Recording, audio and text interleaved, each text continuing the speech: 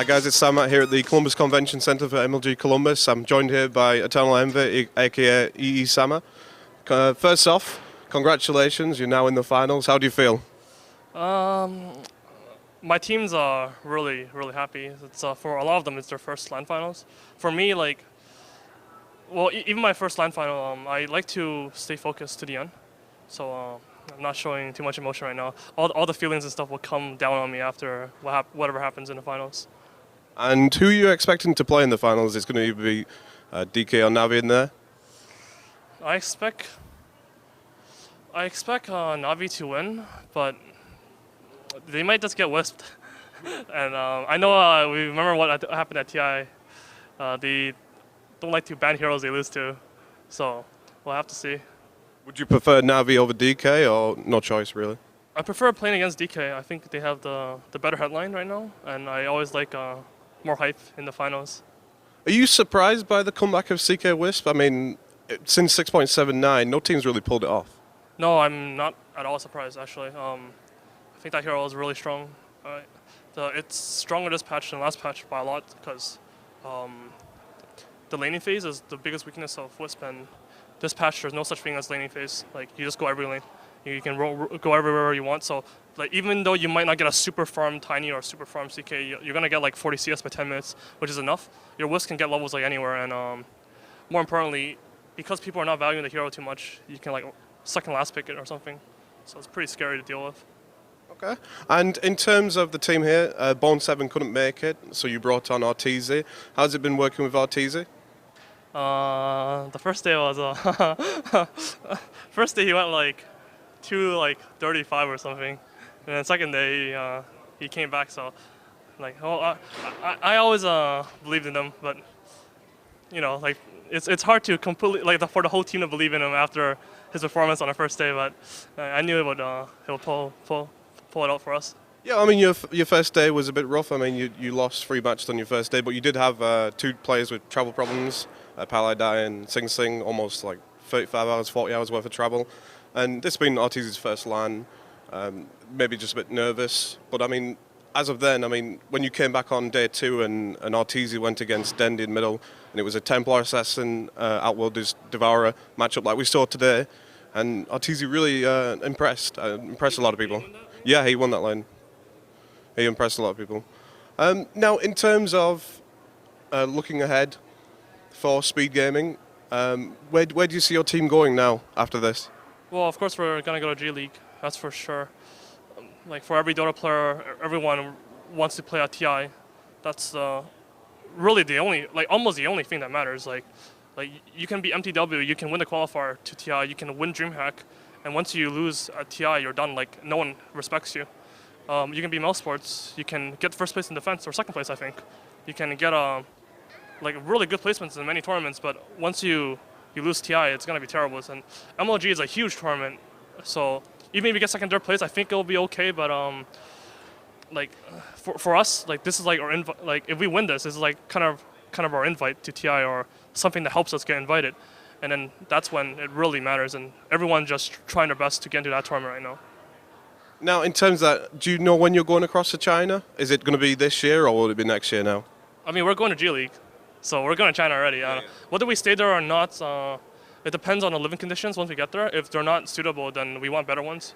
Because I mean, we don't want to have 3 guys in one room. It's sure will be fine for a month or 2, but then you're just gonna go crazy after 2 months and start sucking. So, well, it depends on the living conditions. But we're definitely going this this Dota year. Yeah. This Dota year for sure. I think. Now, in terms of that, is there anything? What is pulling you to go over to China? Is it just to get some experience against the Eastern teams, or? We felt that OG Int last year, they were wrong in going really early. Even though they had really huge success in the beginning, they went there for too long, and more importantly, they didn't absorb the Western scene. And the Western scene was they were split pushing. They were building lineups that were super rare to the Chinese. And right now, we stayed here for half a year, so we can absorb whatever happens after TI3. And after that, we go to China, we absorb what they know, and we try to combine the both of them. That's kind of our plan. Also, it's really hard to schedule scrims in the West. People show up late or whatever. In China, like we scheduled some scrims in Korea, and like everyone showed up on time. Was amazing, and everyone tried so hard. So we're looking forward to playing against. On average, I think they're better, and yeah, it's just better scrims. Yeah, I mean, the Eastern scene is pretty disciplined. You do have the ACE organization who has full control over the entire scene over there, which means that a lot of scheduling is done well in advance, so you don't get a lot of clashes. Do you think there are too many tournaments over here now on the Western side of things? I really do, and I really think it should stop, but I don't see it stopping.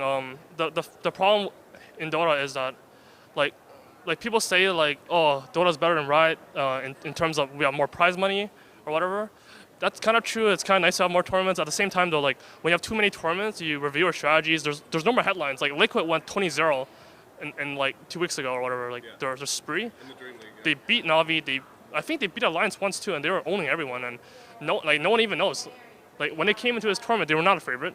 Well, I mean, they didn't do well, but to me, they were a favorite in this tournament. And like a lot of headlines are gone because I mean, who cares? There's so many tournaments. Like even if Liquid succeed in this tournament, the next tournament, like 1 day afterwards, they might not succeed, and then what's the point? So, but I don't think it'll get fixed because you would have to get every team to leave the tournament at the same time. Because if let's say you get all the best teams to leave, but the mediocre teams join, if they win that tournament, they steal your money, and more importantly, they get invited to TI, and that's what everyone cares about. Everyone wants to play every tournament so that they can secure their place in TI. You want to win at ESWC, even though they're pro players, that doesn't matter at all. To Empire, that might be their invite to TI, like the Tech Labs or whatever. Like these things are really important to every team because if they win those, that's a LAN tournament. Even if not really strong teams go there, to TI, that's a huge. So you kind of feel pressured to just take part in all these tournaments or risk not going to the international. In that case, would you say that the international, the way it's set up right now, it's they invite a handful of teams and then the rest play in a qualifier? Would you just prefer a mass qualifier or what would you prefer? Of course, mass qualifier is always the best. Well, it's hard to say. Like some invites are nice. I don't think it should only be one team from each side that gets the qualifier spot. I think maybe you invite half the teams and then the other half go through the qualifier. I think that's the best. Do you think some of these tournaments need to start offering, maybe becoming more attractive to the teams to join instead of having all these small online tournaments with the small prize pools? Do you think you guys, as a group, all the teams need to stop saying, well, listen, we only want to play in these big tournaments now. We can't, the scheduling is getting insane. You guys, as a tournament organizer, you need to do something to make the tournament more attractive to make teams want to go there. I mean, is that something? Do you think it's quite messy right now in the Western scene then? I mean, that's the ideal case. I think. Well, for me, that would be the ideal case, but I don't see that really happening because, I mean, everyone's already playing all the tournaments with all these nice things happening for those tournaments. So why would they up their whatever if it's not necessary? Okay. All right. Thank you, EternaLEnVy. And before I let you go, do you have any shout-outs or sponsors you'd like to thank? Shout out to Phoenix, Recall, and .bet. Okay. And my Twitch viewer is Torrent Chieftain, Andrew N, Spirits, and my team. And where can they find you on Twitter and stuff? My Twitter is EternaLEnVy 1991, and my Twitch is EternaLEnVy with 2 Y's at the end because people like to steal my name. Okay, thank you. And this is Cyborgmatt here at the MLG Columbus. Continuing coverage will come throughout the weekend. Thank you.